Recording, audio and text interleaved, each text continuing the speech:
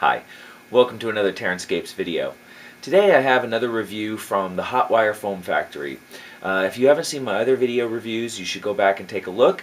I've done a review on their styroplast, their foam coat, the engraving tool, and the 4-inch hot knife.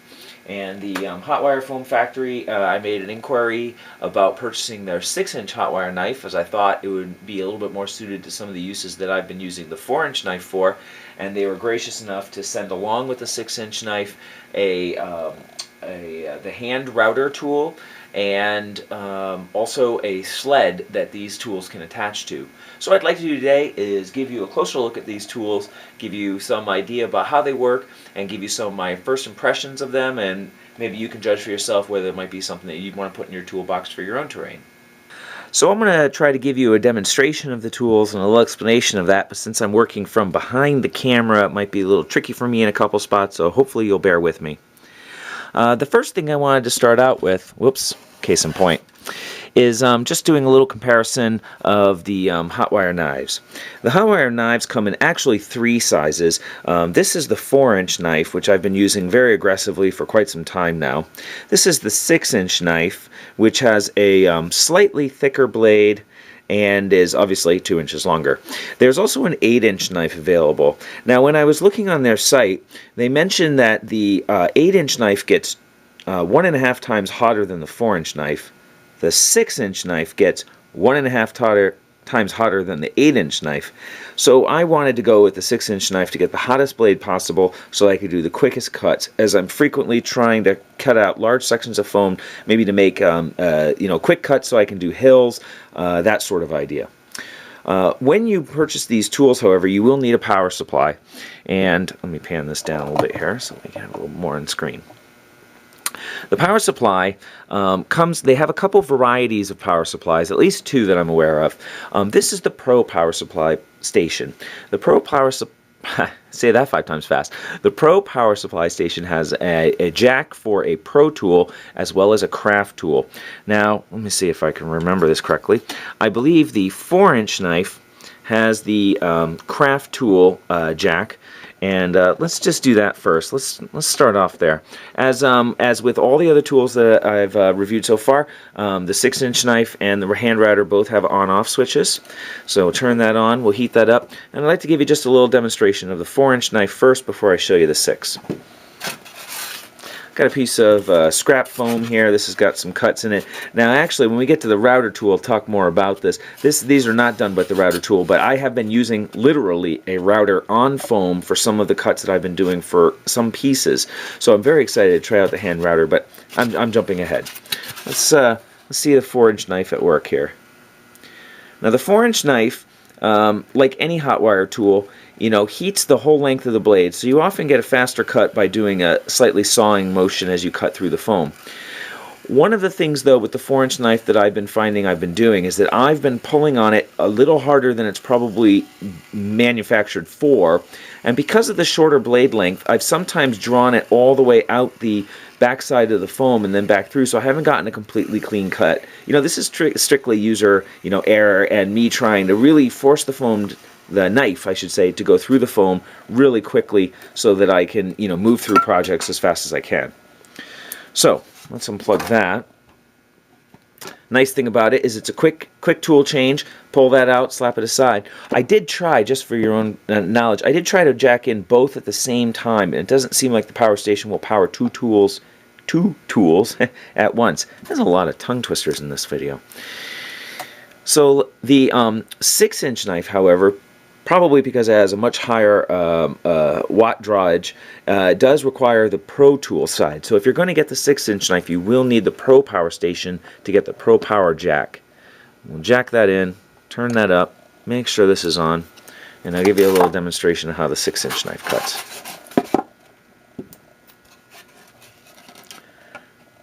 It does take a second for the tools to come up to temperature, but they do come up to temperature pretty quickly. And the nice thing about the 6-inch knife is that with the longer blade, you can get a longer sawing stroke on it without fear of going through the backside of the foam. A thicker blade, you can apply a little bit more pressure, a little more safely, and as you can see, it makes quicker work of the foam. This has been something I've really been looking for. You can see the quality of the cut there. This is to be expected with any hot wire tool. You're going to get some melting and potentially actually I was going to say, and potentially some what I call angel hairs, or I've seen other people call them that. Interesting to note though that this is actually a very clean cut. Let me see if I can show you right. I don't know if you're going to be able to see that. This lighting is not great for that. You need well, let me try it back. There we go. Maybe with the black. You can see just a few hairs there, but not many. The 6-inch knife really cuts it fairly clean, actually, and I've really been pretty pleased with its performance so far. I haven't really used it quite as aggressively as I have with the 4-inch knife, and the 4-inch knife, to be honest, I've really been abusing, so I'm interested to put the 6-inch knife through its paces, and I'll probably revisit these tools down the road to discuss a little bit about how they've been holding up.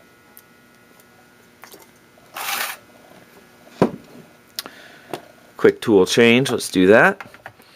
And let me show you the hand router. Oops.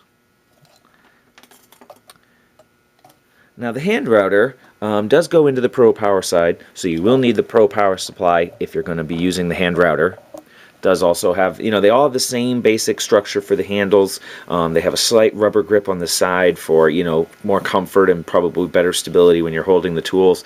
They all have the on-off switch. The handles feel a little light. They're not incredibly heavy. They're not, solid resin filled or anything like that, but, they seem more than ample to hold up to normal wear and tear.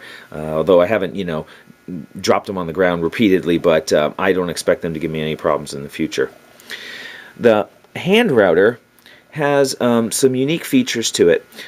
It's basically, it's very similar to your typical, U-joint, U-shaped wire cutter that has a stretched thin wire, nichrome wire across the top of it, like Woodland Scenic sells. But this has a flexible, a foldable armature on the side, so you can change the shape and the width of the blade. And then what I've gone in is I've actually gone in and I've gone in and shaped a roughly 1-inch wide, 1-inch deep channel in this. I'd like to see, and I haven't actually tried this out yet, I'd like to see how well it cuts out a fairly square channel. Let me turn this off so I can adjust that. We'll let that cool down for a second.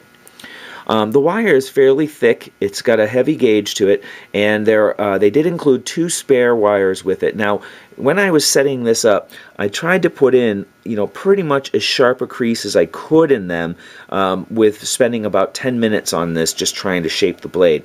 It's the first time I've tried to put a shape into the blade. I haven't really used this tool much yet, but I would imagine that if you continuously put very sharp corners in it, you might get stress fractures in the wire over time, as is happening with any kinds of metals where you bend them to a tight point and then restore them and then bend them again.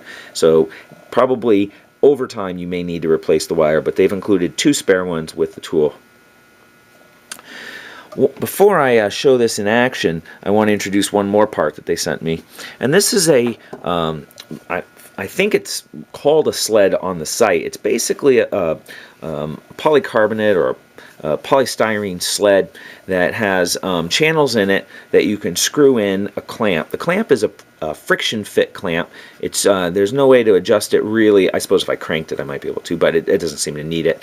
And it's got a little backing here that's got a couple nubs on the side, and the nubs apply pressure to the back of the tool to help it. Let's do that in frame, that would be helpful. So you can see at this angle that the nubs really reach out and push on the tool to help give it a little bit of rigidity, a little bit of stability.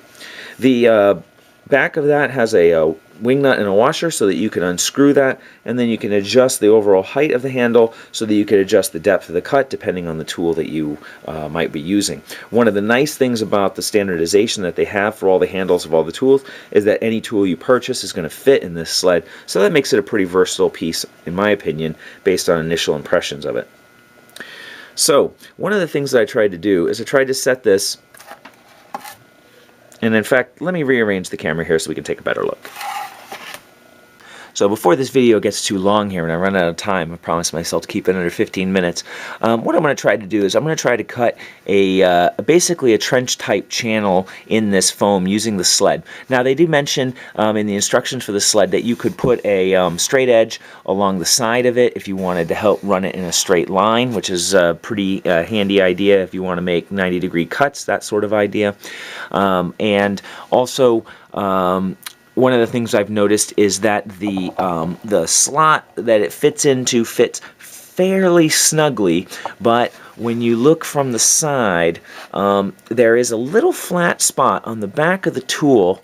Let me see here. I'll show it to you on a tool that's not, that's not attached yet here. See that little flat spot? That seems to be a nice spot to put the bottom nub against, and then the top nub fits right about here, which is one of the highest points on the handle, and that seems to give the tightest fit. Again, I haven't really used the sled much yet, so I haven't really gotten a sense of how consistently you can cut long, troughs with it or something like that, but this just gives you a little idea. This is a fully heated up hand router, just pulling it through with the sled. The nice thing about the sled is you're going to get at least a uniform depth, and that's something I'm often looking for in a lot of my cuts. I would imagine though that you have to, ow, that's a hot wire.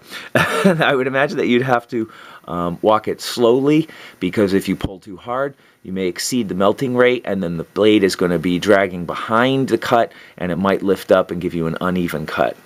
But that gives you a little sense of an idea. Let's pull that out.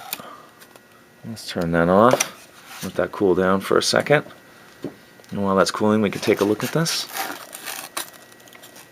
And there you have a perfectly sculpted. Now, of course, this already had pieces cut out of it, so you're not going to be able to see, but you can see at least the beginning of the channel here, a nice, smooth, even cut, and decent sidewall cuts as well. And here, where it was going up vertically, we get a pretty crisp edge along the side. So I see some definite potential uses for the hand router and the sled in combination. I think the two of them together is really going to provide some very interesting opportunities for creating trenches or valleys or riverbeds or similar kinds of features sculpted into the foam.